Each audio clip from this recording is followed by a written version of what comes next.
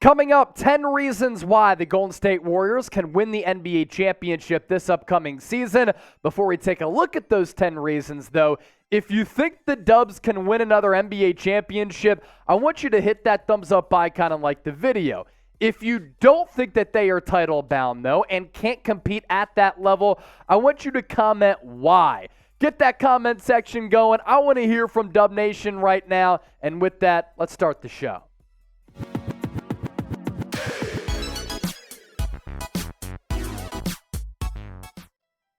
This is Golden State Warriors Today by Chat Sports. I'm Chase Sr. Hope all of Dub Nation had a fantastic weekend and your weeks are off to a great start.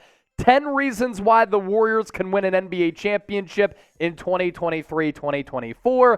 Let's get to it. Reason number 1.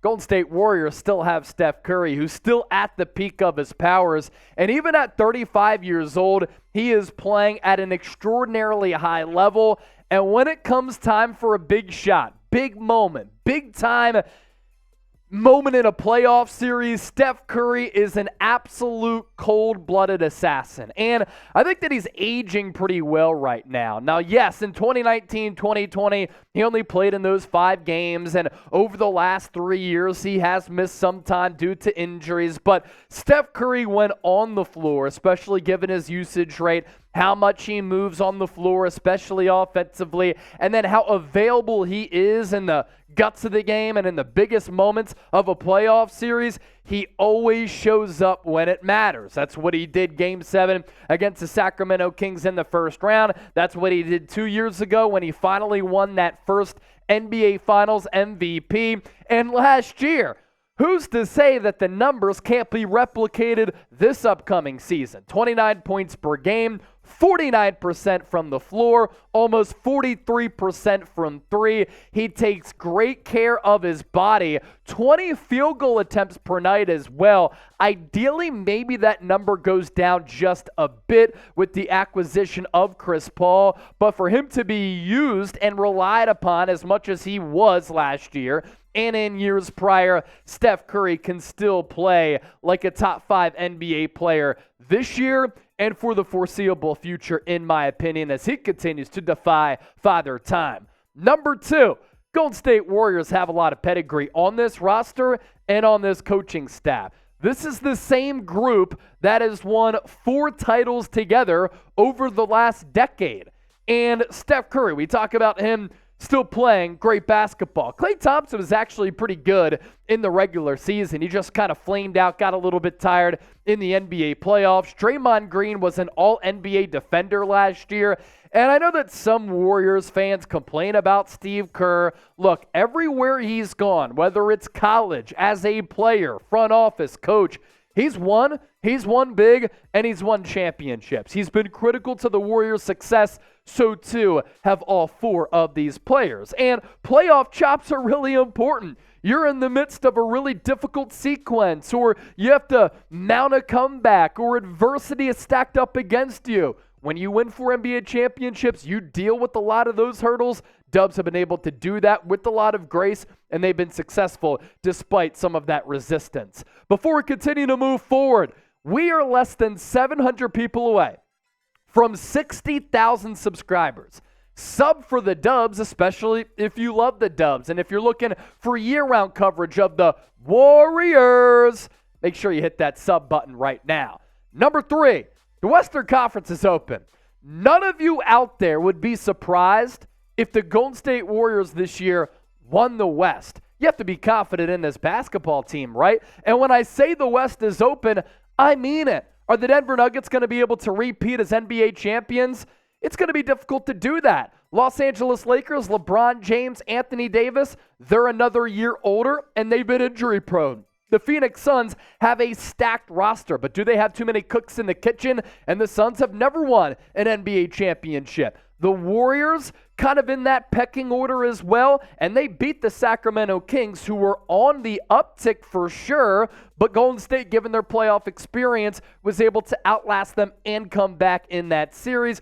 Golden State is in the mix, and all you need for the Warriors is for them to be in the mix. Am I concerned about the lack of front court size to a certain degree? No doubt about it. But when you have some of the horses that Golden State has, you can win the Western Conference, and then you can win an NBA championship. To number 4 now. Can you get an Andrew Wiggins bounce-back season? And if that's the case, the Warriors get an elite two-way player who plays high-level defense and on this team specifically is a solid offensive fit. Let's just hope that he's able to play a little bit more. Of course, he had to tend to his family issues, which is why he only played 37 games. But even before the family issues came to light, he was hurt. The numbers, not bad. 17 points per game, 47% from the field, almost 40% from three. But it was so up and down and consistent for Andrew Wiggins. The Chris Paul effect, I believe, is going to be real, and I think that he can help this basketball team in a variety of ways on both ends of the floor,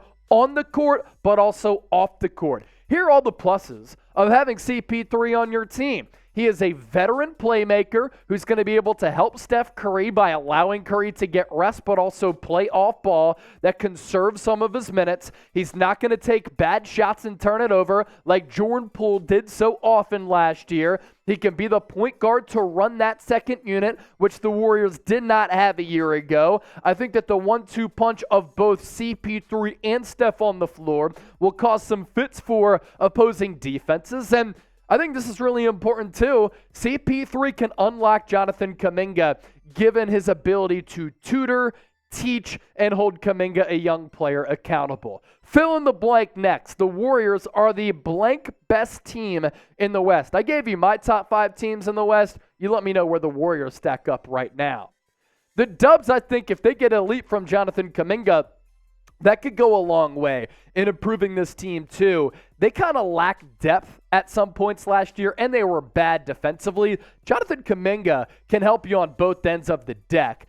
And his numbers, I think, can increase from what he did last year in 2022-2023. Let's just say with more playing time, Jonathan Kuminga can give you 13 to 15 points per night. Is that feasible? I certainly think so. The Dario Saric impact, I believe, is also going to be profound. Saric can bolster this Warriors second-team unit. He can also be a spot starter. He has a lot of similar attributes offensively, because he's not the same defensive player as Draymond Green, but offensively does a lot of the same things as Draymond Green. High post, really good vision, a good guy to find some of those backdoor cutters. The pick and roll, pick and pop game is certainly elite. He can crash to the basket. He sets his teammates up for success. Here's what he does have on Draymond, a very good three-point shot, and he's going to have a lot of open opportunities. I also like his experience at the NBA level. He's played in a lot of high-leverage playoff games, was in the NBA Finals a couple of years ago, but overseas, playing in Croatia, those are really raucous environments. It only bodes well for him because you have to imagine Golden State's going to be in the pressure cooker in the midst of a playoff series. Consistent Klay Thompson. If the Warriors get that, look out. Klay struggled in the playoffs, but it really did overshadow what was a strong regular season. And if Klay Thompson was consistent last year from the regular season into the playoffs, can the Warriors, could they have beaten the Los Angeles Lakers? That series at least would have been a little bit more of a challenge for Los Angeles. It went 6 games, and Klay, outside of 1 game in that series, could not buy a bucket. So if he does this in the playoffs and in the regular season combined, he gives you good defense. We know, not as great of a defensive player as he was before the ACL and Achilles injuries, but he can still get by. But offensively, if he doesn't go as cold as an iceberg like he did in that series against the Lakers, the Warriors would have had a better chance.